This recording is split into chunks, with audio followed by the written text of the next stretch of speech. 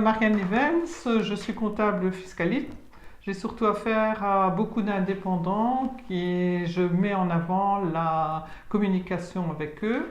J'ai j'ai eu l'occasion de rencontrer Quentin Boulet donc de Coresco au BNI où j'ai pris conscience que pour être à l'écoute de ses clients, il fallait aussi être à l'écoute de soi-même. Il a proposé une première expérience qui était les Challenge Day où on se donnait un peu de temps pour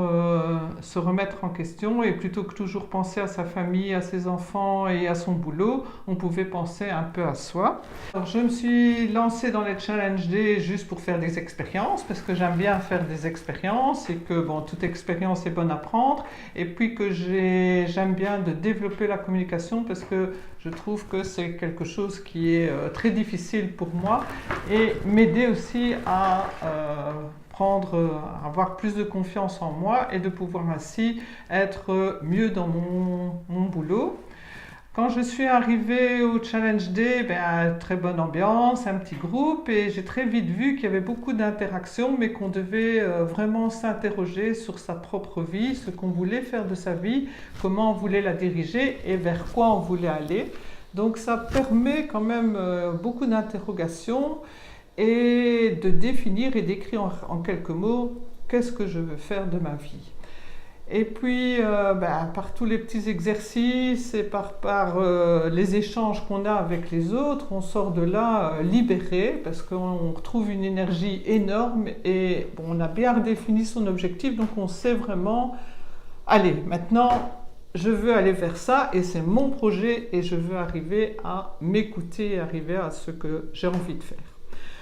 Du coup, un week-end c'est court et puis bon, sur un week-end on a abordé beaucoup de notions et dans les séminaires proposés j'ai quand même eu envie d'approfondir un peu plus et j'ai choisi le séminaire Réveiller son leadership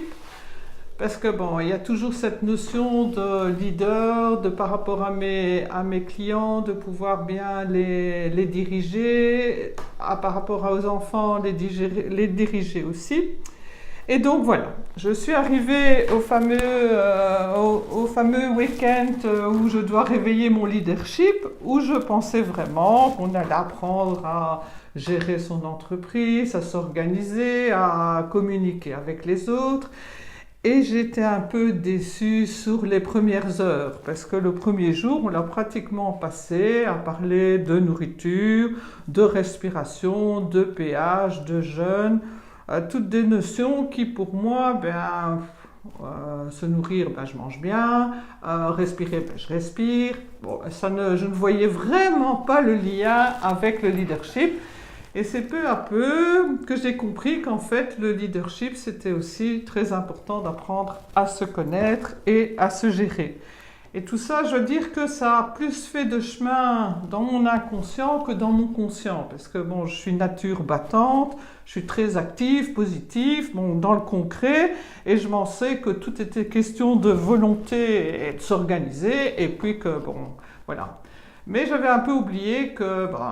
mon corps, c'est pas une poubelle, donc j'avais tendance à un peu stresser, je mange énormément, et puis mon mari cuisine bien, donc voilà.